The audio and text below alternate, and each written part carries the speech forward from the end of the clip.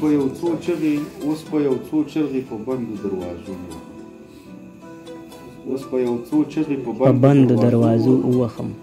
بیا که فرهاد شومه دا غرونه به په شا راوړم. ډېر په یو څو چغې په بندو دروازو ووخم. بیا که فرهاد شومه دا غرونه به په شا راوړم.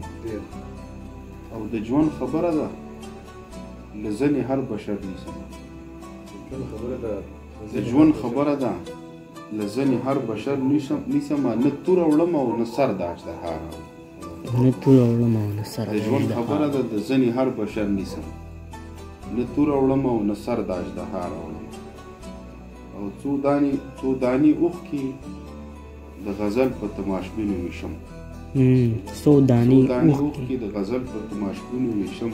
زه دغه درد د څو لفظونو پر ځان. ډېر ښه دی.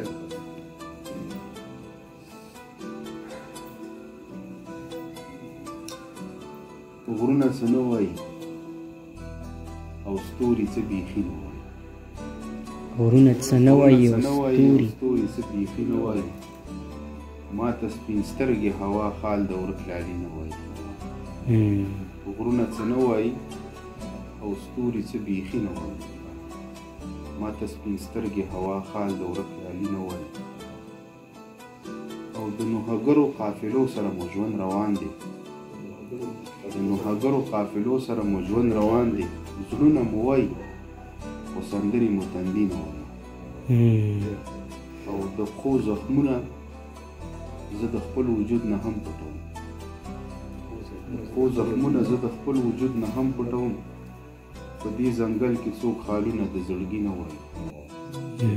او غزل به مړ شي خو دا قام زوال له نه ورکوي. غزل به زوال له نه ورکوي. غزل به ګونګ شي خو په دې ژبه هندي نه وایي. ډېر ښه دی. ډېر ښه. که زه حسین یم نو دنیا نیزه ولې ده.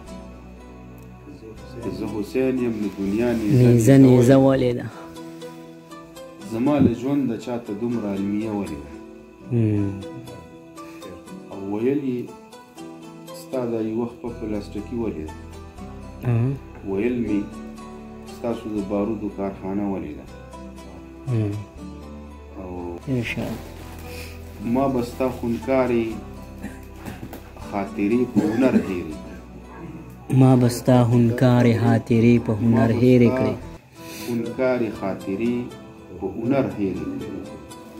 ما به د ستار په زخمي زړه ګوتې راتېرې کړې. او خدای په تا رحمت وکړ په هېچ چا یې ظالم نه کړې. تا به داسې نه غوښتل خو نونه دې خدای ډېرې کړې. خدای په تا رحمت وکړو په هېچ چا یې ظالم نه کړې. تا به داسې نه غوښتل خو نونه دې خدای ډېرې کړې. تا خو د جومات په اول صف کې مونځ ادا کړلو. دا د تربورانو ځمکې چا په جبړه ګیرې کړې. ډېر ښه. تا خو د جومات په اول صف کې مونځ ادا کړلو. دا د تربورانو ځمکې چا په جبر ګیرې کړې. او تا ته به زما خاموشي هېڅ معنی ونه لري.